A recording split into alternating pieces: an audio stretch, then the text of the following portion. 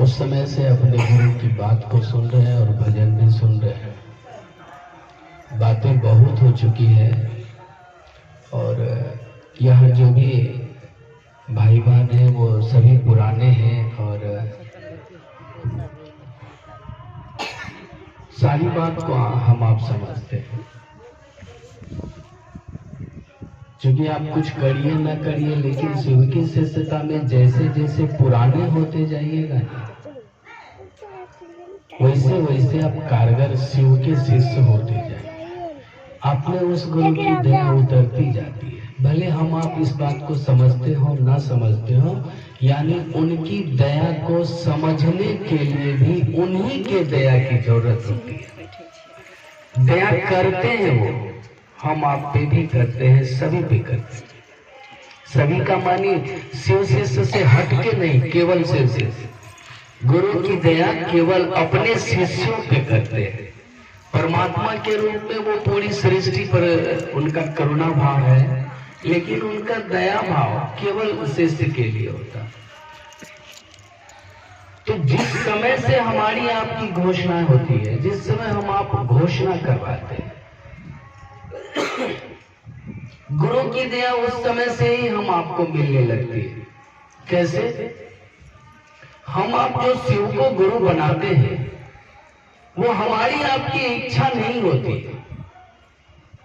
पहले गुरु की दया होती है, तब हमारे आपके भीतर शिव को अपना गुरु बनाने का एक विचार पैदा होता। दया पहले होती है, दया होती है तभी विचार पैदा होता है कि हमने शिव को अपना गुरु बनाएंगे। इसलिए देखिए, दया का खेला तो शुरू हुआ पहले, शिष्य बने बाद में। तो जैसे जैसे हम आप शिव की शिष्यता में पुराने होते जाएंगे, अनुभव तो होगा, अनुभव की शक्तियां तो बढ़ेगी।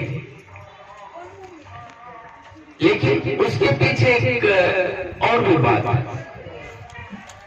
अगर आप शिव को गुरु बनाए, नाम का घोषणा करवाए, और आपको ये बात याद है कि शिव मेरे गुरु है, मैं शिव का शिष्य हूं, आप इस बात को भूले नहीं है, तो दया मिलती रहती है। अगर आप इस बात को भूल गए, शिव को गुरु बनाए, घोषणा कराए, कोई आया और घोषणा कर दिया और हम आप इस बात को भूल गए, तो परेशानी। जब भूल ही गए तो कोई रिश्ता ठहरेगा नहीं। रिश्ता तो तभी बना रहता है जब रिश्ते याद रहते हैं। शिव हमारे आपके गुरु हैं, ये बात केवल मेरे आपके ख्याल में रह जाए, मेरे आपके यादों में ये ठहर जाए, बाकी कुछ करने की जरूरत नहीं।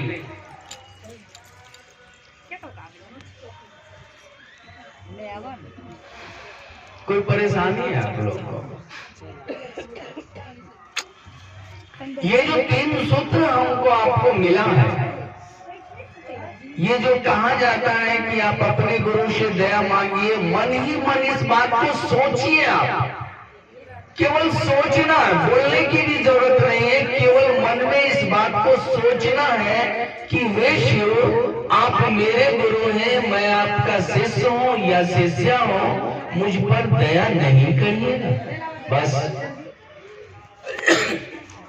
केवल ये सोच आपके मन में ठहर जाए और आप इस रिश्ते को भूलिए नहीं, आपके गुरु शिव हो जाएंगे।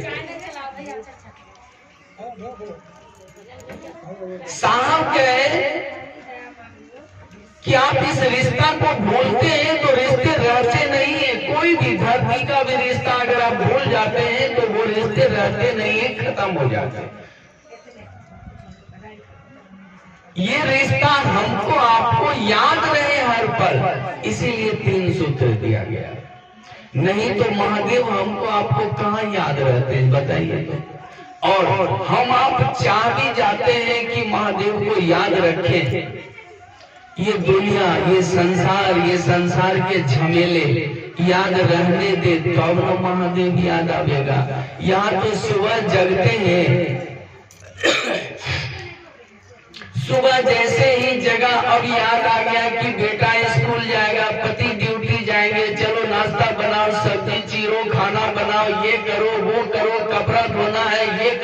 गेहूं सुखाना नहीं, जो देखा आप लोगों का झमेला। तो मेरा आपका मन इस दिशा में जाए चाहते नहीं है हम, लेकिन ये संसार ही हमारे आपके मन को अपने दिशा में खींच के रखता है, पकड़ के रखता है। ये लाचारी है हमारी आपकी कि हम संसार में फंसे हुए रहते हैं, नहीं चाहते कि संसार में फंसे, फिर भी फंसना होता है। क्या करिएगा, बच्चे हैं, पति है, पत्नी है, ढेर सारे रिश्ते हैं, संबंधी हैं, ढेर सारे संसार के काम हैं जिसकी जवाबदेही है। यही हमको आपको उस दिशा में शिव के याद में जाने नहीं देता।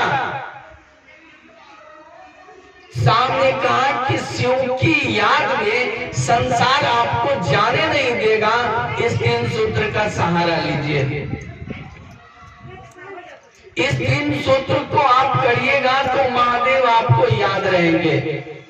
करना कुछ नहीं है, केवल सुबह में जगा, जैसे आंख खुली और महादेव से कहा कि हे शिव, आप मेरे गुरु हैं, मैं आपकी शिष्या हूँ, मुझ पर दया कर दीजिए, बस और कुछ कहना नहीं है। मन हुआ तो 2-4 बार 5 बार नमः शिवाय से अपने गुरु को प्रणाम कर लिया, फिर जो काम है करेंगे। फिर दिन भर में अगर कोई मिल गए तो मौका मिला अपने गुरु की बात कर लेंगे, कोशिश करेंगे कि चलिए मेरे गुरु शिव हैं और लोगों के भी गुरु शिव हो जाए, मेरा भी कल्याण हो जाए, सबों का कल्याण हो जाए। मैंने एक बार पूछा, जब मैं ऐसे बैठा रहता हूं तो कुछ न कुछ दिमाग में सोच आता है। अभी बातें बहुत हुई है, उसी पर बात हुई है, भैया कुणाल जी भी बात